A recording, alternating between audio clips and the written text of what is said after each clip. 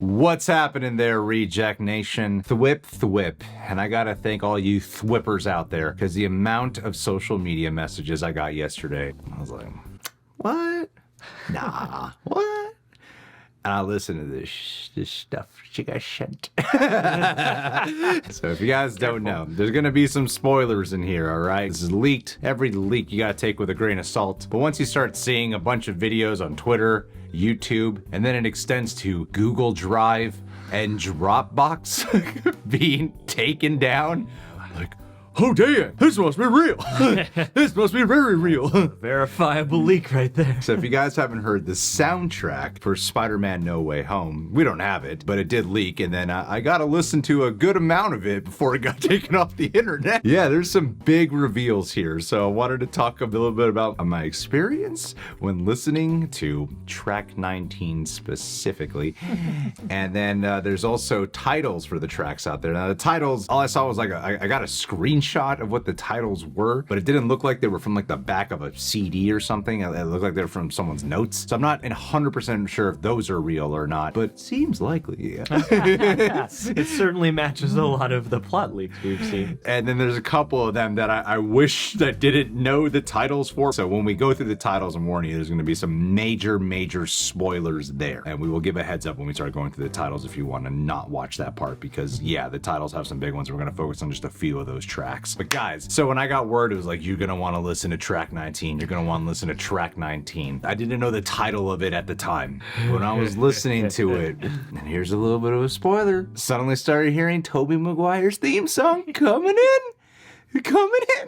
Creeping in there, and mixing with the Tom Hollands. Then it hit me like minutes later. Like, I'm so used to having a camera pointed at me when I'm surprised or shocked or shot with excitement that I start to tear up, that I forget about the times this happens to me when a camera's not pointed at me.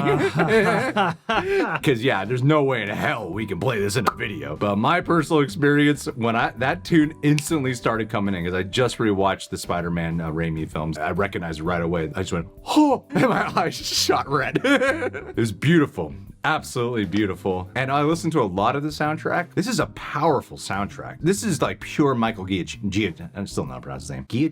Giachinno?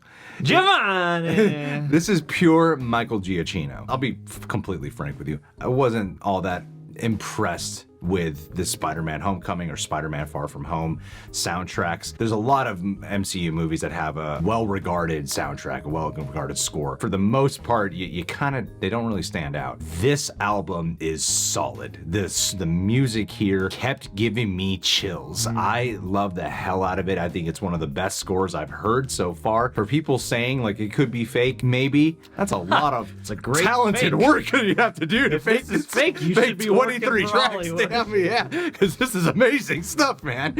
And it just reminds me of like great Michael Giacchino scores for sure. So for sure in track 19, you're hearing Tobey Maguire's theme. And track 23, I was hearing more of the Andrew Garfield theme. I'm gonna be completely honest with you guys. The James Horner music, I don't recall as well. I had to actually listen to that theme song and then go back to track 19 to 23 and be like, is that where it is? Or is my mind just thinking that's where it is? It's funny because the original Danny Elfman scores for Sam Raimi are so ingrained in my mind. Yeah. Even notwithstanding having revisited the film recently, but like, yeah, those are so heavily set, and the ones to come after it did not leave as heavy an impression on me, so I did have to do some compare and contrast. Yeah, but I'm pretty sure But they're both in there. Yeah, for sure. You hear a combination of all of them. Mm-hmm. But John, you heard it. What'd you think? Yeah, absolutely. I mean, it really goes along. It's funny. Everyone's like, track 19, track 19, track 19. And I was expecting, okay, this has to be like the big convergence crossover track. But what struck me about the pieces of this I've heard, including track 19, is that level of heft and drama and even air. Like, there are times when, yeah, like the music does swell and it does get, soaring or even triumphant, but there's a lot of it that is really tense. Intensity. And yeah, tense and intense and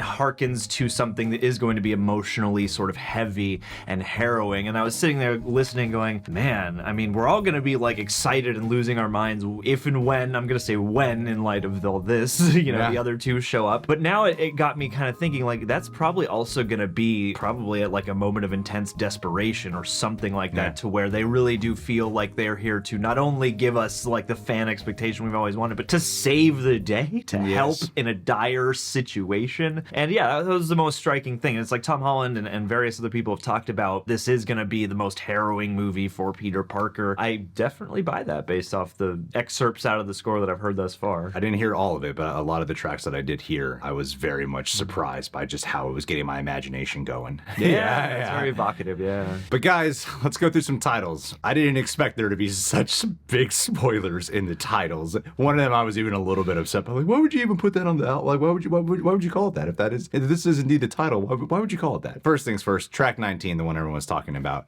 supposedly is titled Spider-Man. That confirms, like, not only just hearing the pieces of music, it's not just an homage. It's called Spider-Man, meaning Spider-Man. What else? How else can you put it? It's the multiple Spider-Man of the word. Because it's interesting when you look at the track numbers. That comes after like Statue of Liberty, but there's also another track called Science Bros. Yeah. And we were hearing that upon introduction with them, the chemistry that you'll see forming with them is mainly based off of them doing science together and not so much doing Spider-Man fighting together. I don't know where Science Bros could refer to, Ned and Peter as they were in like Spider-Man Homecoming when they're buddying up. So I'm not sure. But yeah, so you have this one called Spider-Man, and there's another track 12, called Sinister, which I was surprised by because I thought for sure we'd be getting just Sinister 5. So maybe perhaps this is alluding to Sinister 6. And then the big one that I was like, wow, I can't believe they titled that. I mean, this was heavily rumored, but you might have heard us touch on this a few times in videos. Track 13 was called May's Death, which could only mean one thing, and the following track is called Sadness. Just to drive it up in case you weren't sure. I Kind of a lazy title. Called Sadness. Crippling depression. Mourning, I think, would have been maybe a little bit better. I mean, again, if this is the real track listing, I guess I am a bit surprised by the bluntness of that. Although, given other soundtracks I've bought, cues can be titled that way, and I guess the thing that would shock me most is if they put out an official release where that doesn't get changed because of how under wraps and tight this movie has been kept. I haven't heard that theme as of yet. I haven't heard it either yet. And I'm anticipating it for sure, but it is a little bit like, oh, damn. Because when you look at the full track list, which I'm a little too afraid to show on camera right now, but if you look at the full track list, it does seem like this is the structure of what we all sort of imagine how it would go. The plot structure of how I thought, like, when you look at the trailer scenes, it all lines up really well. But the biggest one is track 23, called Welcome the X-Men. Yes. Called Xavier's Suite. Yeah, it's gonna be great. I still don't know how I only know plot beats. I don't really know the execution of how it's all gonna go down. I don't know how this is gonna end. I have no idea what the hell Doctor Strange is talking about when he says they're coming. I have no idea what he's referring to. Yeah. So, it's good to have at least a little mystery still left. And I mean, you were right. Like, if you go through the track list, you can kind of surmise the structure of the movie. And there's a track called "Need Some Help" that precedes, those motifs all coming together, so you can kind of pick it out. But even even when you go through the last half of the tracks, other than like the obvious plot points of like, the Spider-Men are gonna come in and stuff, like the biggest one is May's Death. I'm like, it tells me nothing about what's gonna happen at the end. I have no idea what's gonna happen. This was a crazy ass leak. It confirms a lot. It confirmed one big plot point. 100% confirms Tobey and Andrew. This was absolutely major. And then perhaps the Sinister 6 too. It's just called Sinister. Maybe they'll borrow some music from the film Sinister. All right, guys, leave your thoughts down below. Thank you so much for jumping on in here. Hey, we'll catch you guys soon.